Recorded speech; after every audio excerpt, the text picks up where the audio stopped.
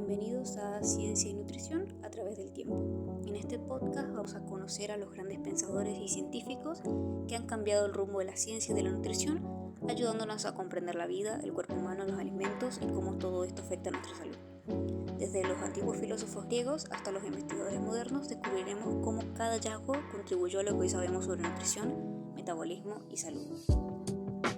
Empezaremos este viaje a lo largo de la historia con Platón y su teoría de las ideas. Para empezar hay que saber quién fue Platón.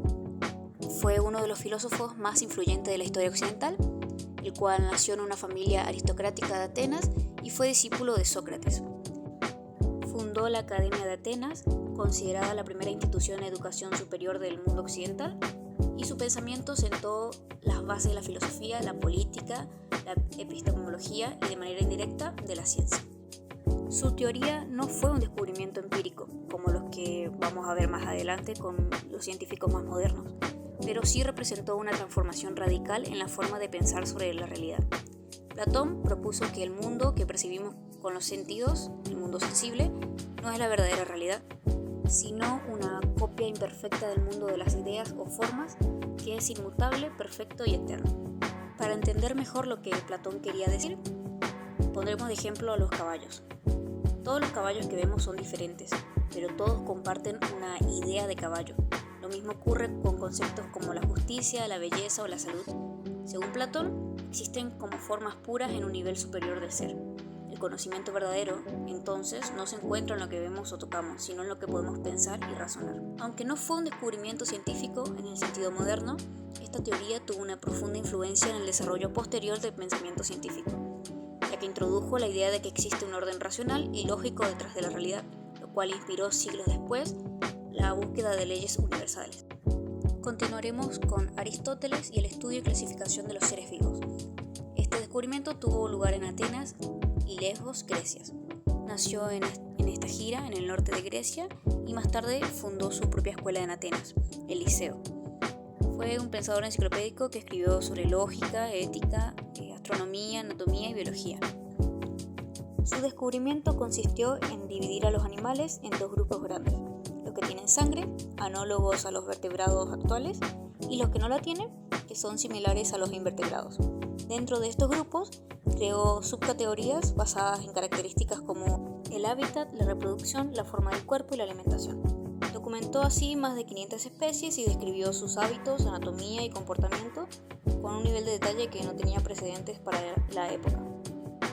Su descubrimiento fue de los más importantes para la ciencia, ya que fue el primero en tratar de entender científicamente el cuerpo humano y los procesos de la vida, porque consideraba que todos los seres vivos tenían una causa final o una función o un propósito, y que entender esta finalidad era esencial para comprender su estructura y su comportamiento. Aunque muchas de sus explicaciones eran incorrectas para la época, por ejemplo pensaba que el corazón era el centro de la inteligencia, su método de observar y clasificar y buscar causas fue adoptado por científicos durante siglos. Galileo Galilei fue un físico, astrónomo, matemático y filósofo italiano considerado uno de los padres de la ciencia moderna. Nació en Pisa y estudió en la universidad de esa ciudad. A lo largo de su vida trabajó como profesor en distintas universidades, especialmente en Padua y Florencia. Fue uno de los primeros en Galileo Galilei y su descubrimiento sobre las leyes del movimiento, o sea, observar, medir, formular hipótesis, experimentar y concluir. Su experimento se basó básicamente en explicar cómo se mueven los cuerpos en condiciones reales y no ideales como se creía hasta entonces, ya que, por ejemplo, muchos seguían las ideas de Aristóteles, que afirmaba que un objeto en movimiento necesitaba de una fuerza constante para seguir moviéndose y que los cuerpos más pesados caían más rápido que los livianos. Galileo, en cambio, propuso verificar con experimentos, lo que hasta en ese momento se aceptaba sin pruebas. Hizo experimentos lanzando objetos desde la Torre de Pisa, aunque este relato puede ser más simbólico que real, y utilizó planos inclinados para estudiar cómo caían y se aceleraban los cuerpos. De esta manera descubrió que todos los objetos caían con la misma aceleración, independientemente de su peso, cuando se elimina la resistencia del aire. A través de estas investigaciones, Galileo formuló principios fundamentales como la inercia, que consiste en que un objeto se mueve por sí solo si nada lo detiene; la caída libre, donde todos los cuerpos caen igual sin aire; la aceleración constante, que consiste en que el movimiento acelerado sigue reglas matemáticas, y la relatividad del movimiento, que consiste en que el movimiento depende del punto de vista. Continuaremos con Louis Pasteur y su teoría microbiana y descubrimiento de los microorganismos. Louis Pasteur fue un químico y bacteriólogo francés que cambió radicalmente la forma en la que entendemos la vida microscópica. Nació en Dole, Francia, y estudió en París. Comenzó su carrera como químico investigando la estructura de los cristales, pero luego se volcó al estudio de la fermentación y los procesos biológicos invisibles a los humanos. Antes de Pasteur, la medicina estaba dominada por la creencia en la generación espontánea, es decir, estaba la idea de que ciertos organismos como gusanos, bacterias o moho podían surgir de la materia inerte por sí solos. Pasteur, a través de experimentos, demostró que todos los microorganismos provenían de otros microorganismos, es decir, los gérmenes no aparecían por arte de magia y que la vida solo surge de la vida preexistente. Este principio fue fundamental para desarrollar lo que hoy conocemos como la teoría microbiana de las enfermedades. ¿Cómo fue que comenzó su investigación? Pasteur comenzó estudiando los procesos de fermentación en la ciudad de Liege, donde las fábricas de alcohol tenían problemas con la calidad de sus productos. Observó que diferentes tipos de levaduras y bacterias producían diferentes efectos. Unas generaban alcohol, otras ácidos y otras directamente estropeaban el vino. A partir de estos estudios, descubrió que ciertas bacterias causaban enfermedades en el vino y la cerveza, lo que llevó a desarrollar el proceso de pasteurización, que consistía en calentar un líquido a una temperatura específica durante un tiempo controlado para eliminar microorganismos patógenos sin alterar su sabor o valor nutritivo. Esto revolucionó la industria alimentaria. El impacto de Pasteur fue total, ya que demostró que los microorganismos eran responsables de la fermentación, descomposición y muchas enfermedades. Sus aportes permitieron el desarrollo de la microbiología como ciencia, la higiene hospitalaria y la esterilización de instrumentos médicos, la aparición de vacunas efectivas y de la inmunología, la conservación segura de alimentos y bebidas, la prevención de enfermedades transmitidas por alimentos contaminados. Además, su trabajo fue clave para el descubrimiento de las bacterias intestinales beneficiosas, que hoy sabemos que cumplen funciones vitales en la digestión, el metabolismo y el sistema inmunológico. Continuamos entonces con otro pilar fundamental en la historia de la ciencia moderna, Charles Darwin y su teoría sobre el origen de las especies. Darwin nació en Inglaterra en una familia acomodada y culta. Su padre era médico y su abuelo, Erasmus Darwin, ya había esbozado ideas evolucionistas. Aunque estudió medicina y teología en Cambridge, su verdadera pasión era la historia natural. En 1831, a los 22 años, se embarcó como naturalista en el buque HMS Beagle, en un viaje de exploración que duraría 5 años y marcaría su vida para siempre. Su descubrimiento consistió en la teoría de la evolución por selección natural, un concepto que afirmaba que todas las especies de seres vivos, incluidos los humanos, descendíamos de ancestros comunes y que las diferencias entre las especies actuales se deben a un proceso gradual de adaptación al entorno.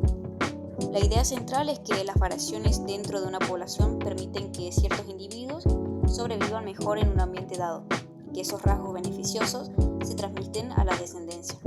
Con el tiempo, miles o millones de años, esta selección natural genera nuevas especies. En su obra más influyente, El origen de las especies, publicada en 1859, Darwin explicó cómo pequeñas diferencias individuales daban lugar a grandes transformaciones a largo plazo, sin necesidad de intervención divina ni de creación espontánea. Esta obra fue un verdadero terremoto intelectual, ya que enfrentó la visión religiosa predominante y abrió un nuevo camino en la biología. Continuaremos con Antoine Lavoisier y su descubrimiento de procesos metabólicos y oxidación de los alimentos en el cuerpo. Este descubrimiento tuvo lugar en Francia, principalmente en París. Antoine Lavoisier fue un químico francés considerado el padre de la química moderna. Nacido en una familia adinerada, recibió una educación científica rigurosa en París, aunque trabajó en múltiples áreas. También fue economista y funcionario público, pero su pasión siempre fue la ciencia. ¿En qué consistió su descubrimiento? Lavoisier fue el primero en demostrar que la respiración humana es una forma de combustión lenta que ocurre dentro del cuerpo, usando oxígeno y liberando dióxido de carbono y calor, exactamente como una vela o como una hoguera. En otras palabras, comprobó que el cuerpo humano quema alimentos para producir energía.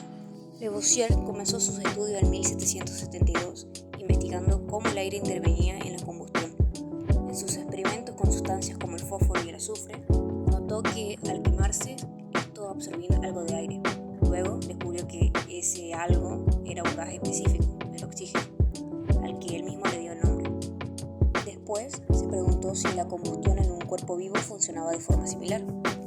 Entonces hizo experimentos con animales, especialmente con cobayas, y construyó un aparato llamado calorímetro de hielo, donde colocaban a un animal para medir cuánto oxígeno consumía, cuánto dióxido de carbono exhalaba y cuánto calor producía su cuerpo.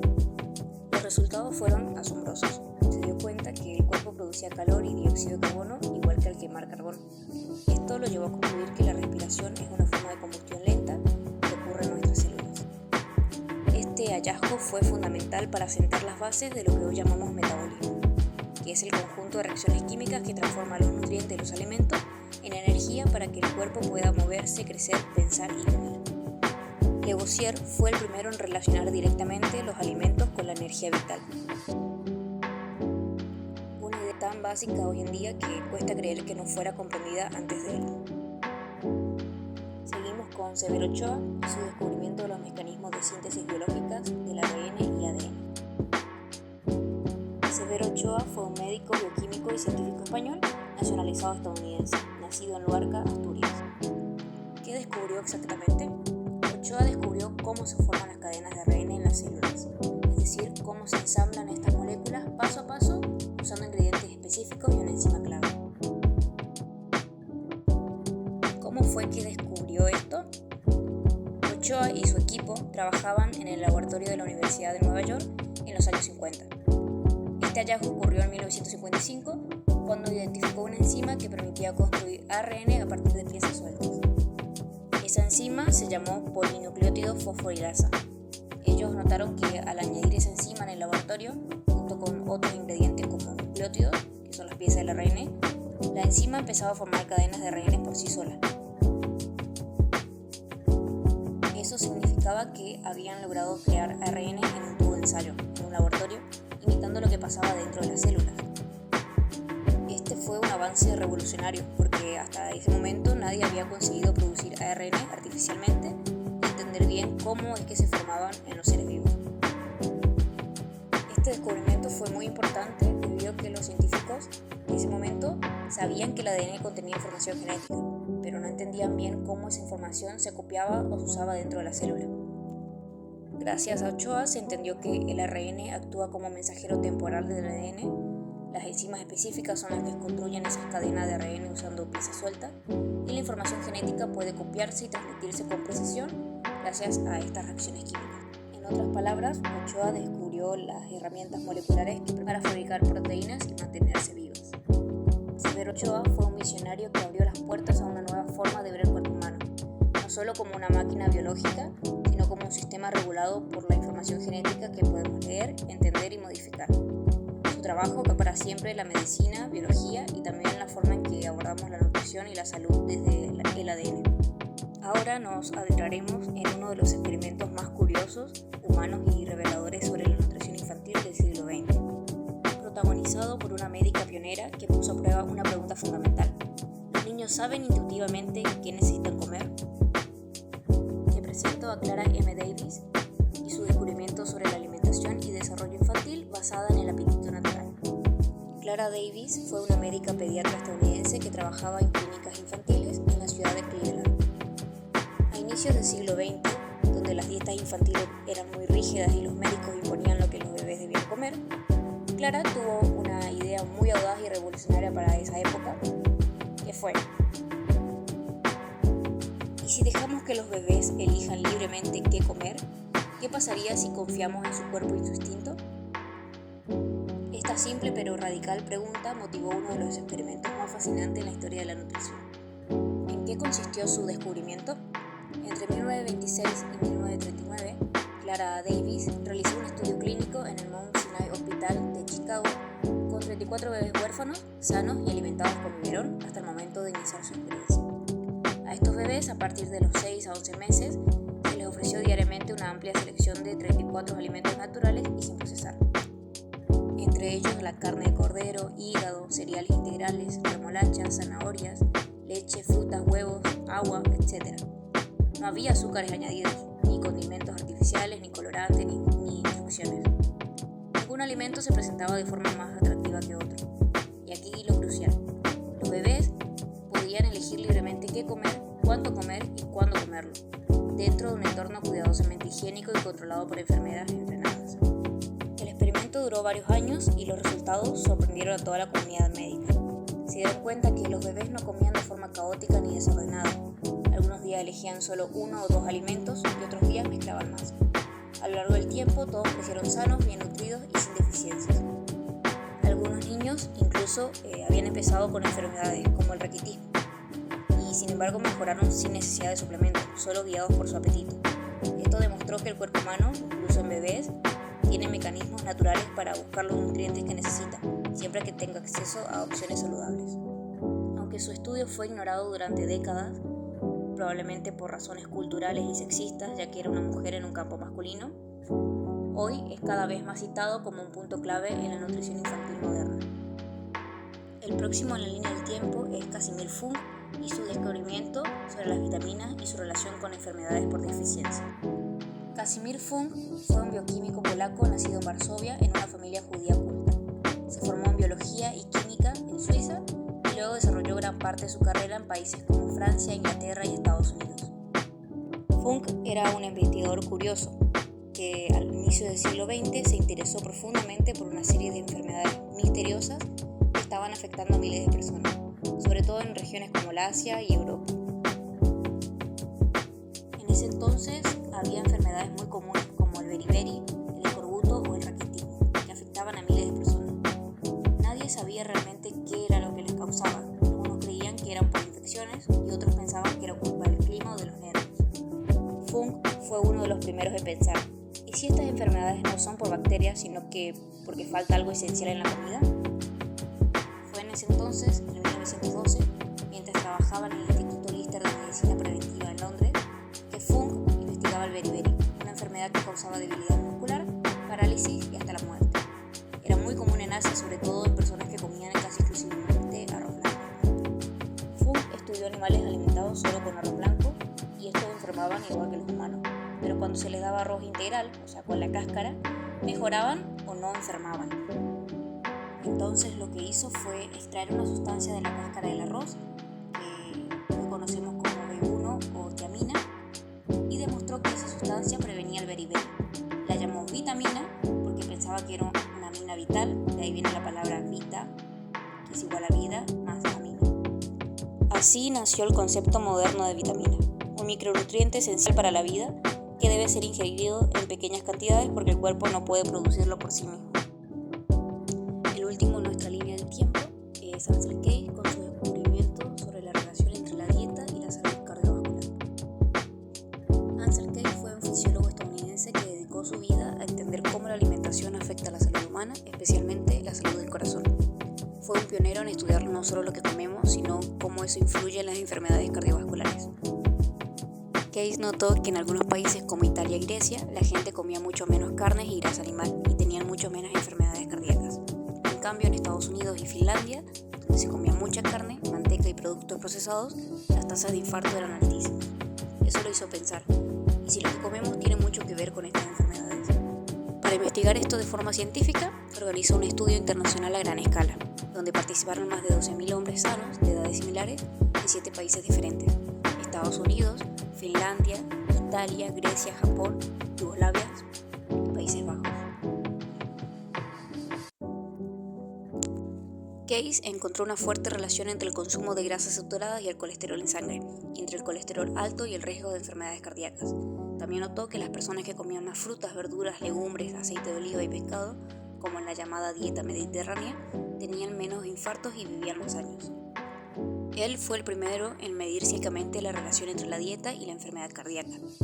También fue el primero en cambiar las recomendaciones alimentarias de los gobiernos y promover la idea de que comer bien no solo servía para no engordar, sino para vivir más y mejor. Y así llegamos al final de este viaje por las ideas, los experimentos y los descubrimientos de grandes mentes como las que estuvimos viendo en este podcast. Cada uno desde su época y desde su campo nos enseñó algo fundamental, que entender el cuerpo humano, la salud y la nutrición es también entender quiénes somos y cómo vivimos. A veces pensamos que el conocimiento es algo lejano o reservado solo para los especialistas, pero lo cierto es que muchas de las cosas que hoy damos por sentadas, como saber qué es una vitamina, cómo prevenir enfermedades o por qué comemos lo que comemos, nacieron de personas que no sabían o que simplemente se atrevieron a hacerse preguntas. Por eso, conocer la historia de la ciencia no es solo mirar el pasado, es también una forma de despertar nuestra curiosidad, de conectarnos con el mundo que nos rodea y de entender que todo lo que descubrimos puede transformar vidas. Gracias por acompañarme en este episodio.